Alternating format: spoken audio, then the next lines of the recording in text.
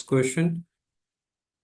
We have the very first question as name and define the unit of thermal energy. Energy है तो उसका unit क्या होगा हमारे पास? जाउल्स होगा। ठीक है। Joule.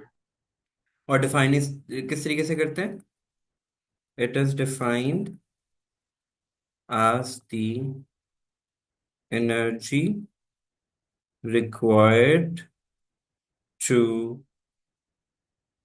move an object through a distance of 1 meter by a force of 1 Newton. This is the definition of joules. ठीक है। यूनिट जाउल की डेफिनेशन है ये। और बेसिकली ये work is equals to F D की बेसिस पे है कि the energy required to move an object through a distance of 1 meter by applying a force of 1 Newton to it. ठीक है। अनदर यूनिट ऑफ एनर्जी हमारे पास क्या होता है? कैलोरी होता है। यस सर, बिल्कुल। ठीक है। और उसको हम डिफाइन कैसे करते हैं? Energy required to raise the temperature of 1 gram of a substance through 1 degree C. ठीक है। We can go for both of these. Since it's a short question, so I would suggest कि हम लोग calorie के ही लिए focus करें and we would also mention कि 1 calorie किसकी इक्वल होती है? कल हमने एमसीक्यू भी किया था। 4.18 जाउल्स ऑफ एनर्जी की इक्वल होती है। ठीक है। देन है हमारे यस। पास define the term system. System हमारे पास क्या होता है? I would send you the definitions to these, you could find it from the book as well. System हमारे पास क्या होता है? Anything that is under observation. Surrounding क्या ऑब्जर्वेशन। होता है? Any everything that is around the system is known as surrounding हमारे पास। ठीक है। Or we could also say the part of the universe except system is known as surrounding. और system को कह सकते हैं the part of the universe under observation is known as system. Boundary हमारे पास क्या होगा? It is an imaginary surface which is separating the system from the surrounding. System को surrounding से जो separate out करी होती है that is known as the boundary. Heat capacity हम लोगों ने कल किस तरीके से किया था? हीट कैपेसिटी क्या होता है? Heat energy per unit temperature.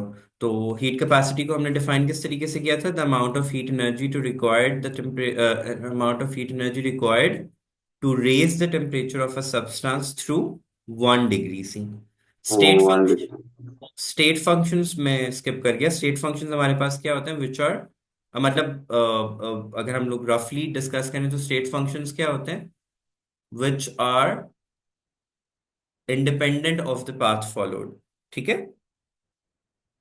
regardless of which condition is being followed is known as state functions। वो कौन कौन से थे? कल भी सर हमने की बात की पॉइंट्स पे थी। लिखा हुआ। Pressure, temperature, volume and internal energy. ठीक है। तो स्टेट फंक्शंस दोबारा क्या था? कल भी हमने बात की थी कि those are those properties of a function which are independent of the path followed. जो क्या कहते हैं?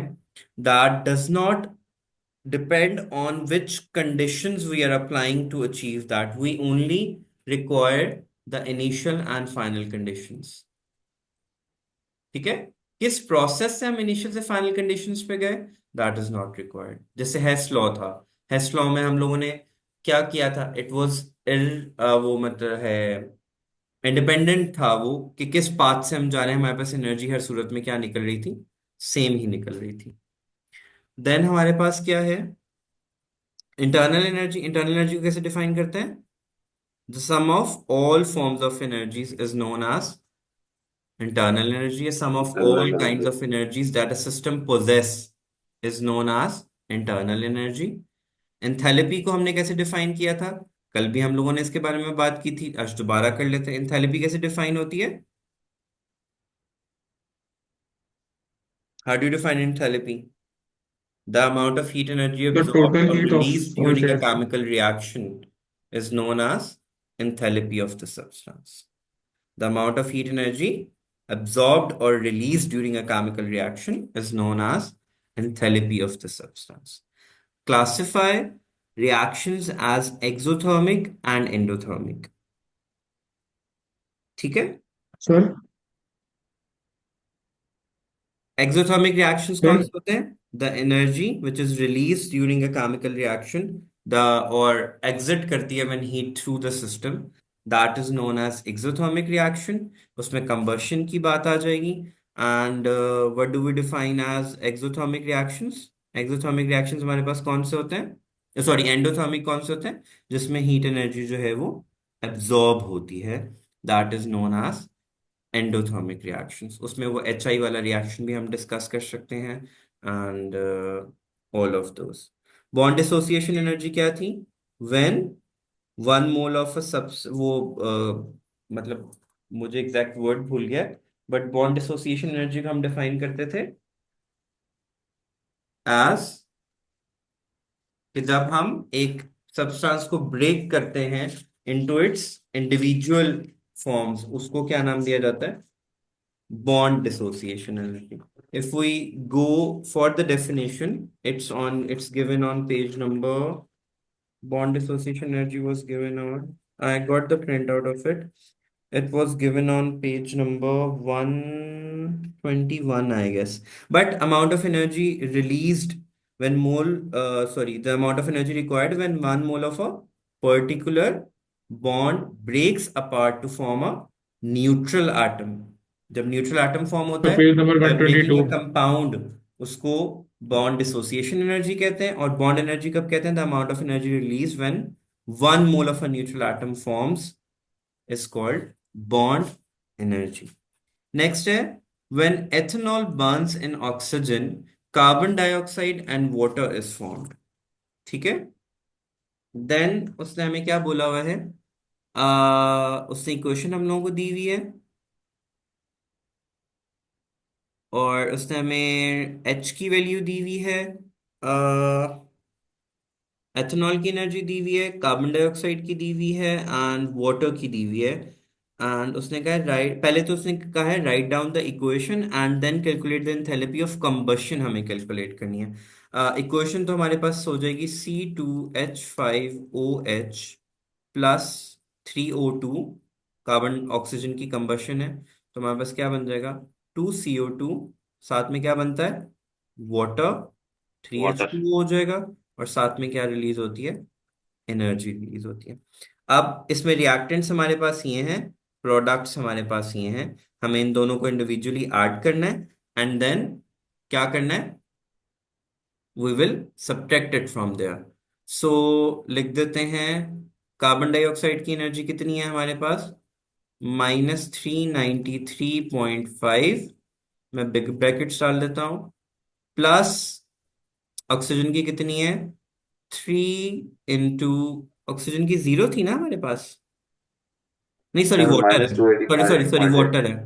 Water Water is over. की 285 -285.8, और माइनस रिएक्टेंट्स में हमारे पास क्या आ रहा है? सिर्फ एथेनॉल ही आएगा क्योंकि ऑक्सीजन की जीरो होती है, तो -277, ब्रैकेट क्लोज। देखो उसका क्या सर आंसर है। O की जीरो हो जी ना. हाँ जी, वो मैंने लिखी नहीं ना इसलिए।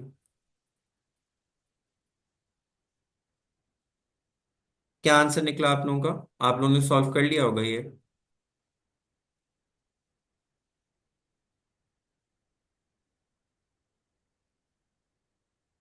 फिर गेट माई कैलकुलेटर्स, ये आंसर निकाला हुआ है आपने?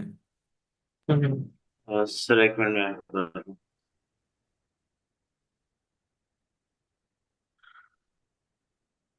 1367.4.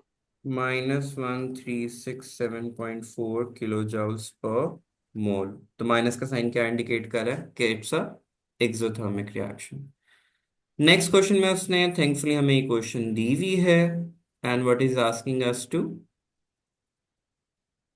calculate the calculate from the data in table